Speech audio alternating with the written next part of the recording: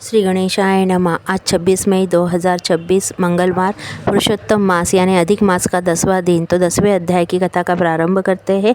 श्री गणेशाय नमः। नारद जी बोले, हे तपोनिधे परम क्रोधी दुर्वासा मुनि ने विचार करके उस कन्या से क्या उपदेश दिया है, सो आप मुझसे कहिए। सूत जी बोले, हे द्विजो, नारद का वचन सुनकर समस्त प्राणियों को हित कर दुर्वासा का गुह्य वचन बद्री नारायण बोले, हे श्री नारायण बोले, हे नारद, मेधावी ऋषि की कन्या के दुख को दूर करने के लिए दुर्वासा ऋषि ने जो कहा है वह सुनो।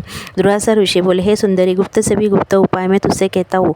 यह विषय किसी से भी कहने योग्य नहीं है, तथापि तेरे लिए मैंने यह विचार ही लिया है। मैं विस्तार पूर्वक न कहकर तुझसे संक्षेप में कहता हूँ। हे सुभगे, इस मास से तीसरा मास जो आवेगा वह पुरुषोत्तम मास है। इस मास में तीर्थ में स्नान कर मनुष्य भ्रूण हत्या से छूट जाता है। हे सुंदरी, कार्तिक आदि 12 मासों में से इस पुरुषोत्तम मास के बराबर कोई मास नहीं है। जितने मास तथा पक्ष और पर्व है वे सब पुरुषोत्तम मास की 16वीं कला के बराबर भी नहीं है। वेदोक्त साधन और जो परम पद प्राप्ति के साधन है वे भी इस मास की 16वीं कला के बराबर नहीं है। 12,000 वर्ष गंगा स्नान करने से जो फल मिलता है और सिंहस्थ गुरु में गोदावरी पर एक बार स्नान करने से जो फल मिलता है, सुंदरी, वही फल पुरुषोत्तम मास में किसी भी तीर्थ पर एक बार स्नान करने से मात्र ही मिल जाता है। हे बाले, यह मास श्री कृष्ण का अत्यंत प्यारा है और नाम से ही यह भगवान का स्मारक है। इस मास में पुरुषोत्तम भगवान की सेवा पूजा करने से समस्त कामनाएं सिद्ध होती है। अंत इस पुरुषोत्तम मास का तो शीघ्र ही व्रत कर पुरुषोत्तम भगवान की तरह प्रसन्नता पूर्वक मैंने भी इस मास की सेवा की है। एक समय क्रोध में मैंने अम्बरीश राजा को भस्म करने के लिए अर्थकृद्या भेजी थी। सो हे बाले, तब हरि ने जलता हुआ सुदर्शन चक्र मुझको ही भस्म करने के लिए उसी समय मेरे पास भेजा। तब पुरुषोत्तम मास के प्रभाव से ही वह चक्र हट गया। हे सुंदरी, वह चक्र तिलकों को भस्म करने का सामर्थ्य रखने वाला जब मेरे पास आकर खाली चला गया तब मुझे बड़ा विस्मय हुआ। इसलिए हे सुभगे, तू उसी पुरुषोत्तम मास का व्रत कर। इस प्रकार मुनि की कन्या को कहकर दुर्वासा ऋषि ने विराम लिया। श्री कृष्ण जी बोले, हे राजन, दुर्वासा का वचन सुन। भावों की प्रबलता के कारण असूया से प्रेरित वह कन्या मूर्खतावश दुर्वासा से बोली। बाला बोली, हे ब्राह्मण, हे मुने, आपने जो कहा वह मुझे रुचता नहीं है। माघादि मास कैसे कुछ भी फल देने वाले नहीं है? कार्तिक मास कम है ऐसा आप कैसे कहते हैं? सो कहिए, वैशाख मास सेवित हुआ क्या इच्छित कामों को नहीं देता है? सदाशिव आदि से लेकर सब देवता सेवा करने पर क्या फल नहीं देते हैं? अथवा पृथ्वी पर प्रत्यक्ष देव, सूर्य और जगत की माता देवी क्या सब कामनाओं को देने वाले नहीं हैं? श्री गणेश क्या सेवा पाकर इच्छित वर नहीं देते हैं? व्यतिपाद आदि योगों को और शर्व आदि देवताओं को भी सबको उल्लंघन करके पुरुषोत्तम मास की प्रशंसा करते, क्या आपको लज्जा नहीं आती है? यह मास तो बड़ा मलिन और सब कामों में निंदित है।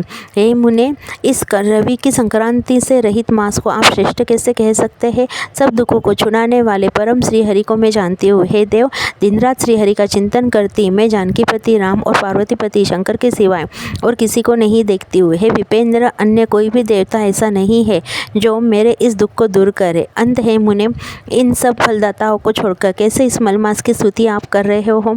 इस प्रकार ब्राह्मण कन्या का कहा हुआ सुनकर दुर्वासा मुनि शरीर से एकदम ज्वालायमान हो गए और नेत्र क्रोध से लाल लाल हो गए। इस प्रकार क्रोध आने पर भी कृपा करके मित्र की कन्या को श्राप नहीं दिया और सोचने लगे कि यह मूर्खा है, हित अहित को नहीं जानती, अभी बुद्धि इसकी पूर्ण नहीं है। पुरुषोत्तम मास के महात्म्य का विद्वानों को भी पता नहीं है, तो थोड़ी बुद्धि वाले पुरुष और विशेषकर कुमारियों को तो हो ही कहाँ से सकता है। यह कुमारी कन्या माता पिता से रहित दुखाग्नि से जली हुई है, अंत अति उग्र मेरे श्राप को कैसे सहन कर सकती है? इस प्रकार सोचकर कृपा से मन में उठे क्रोध को शांत किया और स्वस्थ होकर दुर्वासा मुनि उस अति विह्वल कन्या से बोले। दुर्वासा बोले, हे मुनि पुत्र, तेरे ऊपर मेरा कुछ भी क्रोध नहीं है। निर्भाग्य, जो तेरे मन में आवे वैसा ही कर। हे बाले, और कुछ भविष्य कहता हूँ सुन। पुरुषोत्तम मास का जो तूने अनादर किया है उसका फल तुझे अवश्य मिलेगा, इस जन्म में मिले अथवा दूसरे जन्म में मिले। अब मैं नर नारायण के आश्रम में जाऊँगा। तेरा पिता मेरा मित्र था, इसलिए मैंने शाप नहीं दिया है। तो बाल भाव के कारण अपने शुभाशुभ तथा हिताहित को नहीं जानती है। शुभाशुभ भविष्य की कोई टाल नहीं सकता।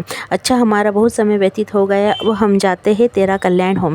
श्री कृष्ण बोले। ऐसा कहकर महाक्रोधी दुर्वासा मुनि शीघ्र चले गए। दुर्वासा ऋषि के जाते ही पुरुषोत्तम की उपेक्षा करने के कारण कन्या निष्प्रभा हो गई। तदंतर बहुत देर तक कन्या ने सोच विचार कर यह निश्चय किया कि देवताओं के भी देवता तत्काल फल देने वाले पार्वतीपति शिव की तप द्वारा आराधना करूंगी। हे नृप, मेधावी ऋषि की कन्या ने मन में इस प्रकार निश्चय करके अपने आश्रम में ही रहकर भगवान शंकर के कठिन तप को करने पर तत्पर हो गई। सुजी बोले, बहुत फलों के दाता लक्ष्मीपति को और वैसे ही सावित्रीपति ब्रह्मा को छोड़कर एवं दुर्वासा के प्रबल वचन की निंदा कर वह ऋषि कन्या अपने आश्रम में ही अंधक को मारने वाले शंकर की सेवा के लिए तत्पर हो गई। इति श्री ब्रह्म नारदीय पुरुषोत्तम मास महात्म्य दशमो अध्याय।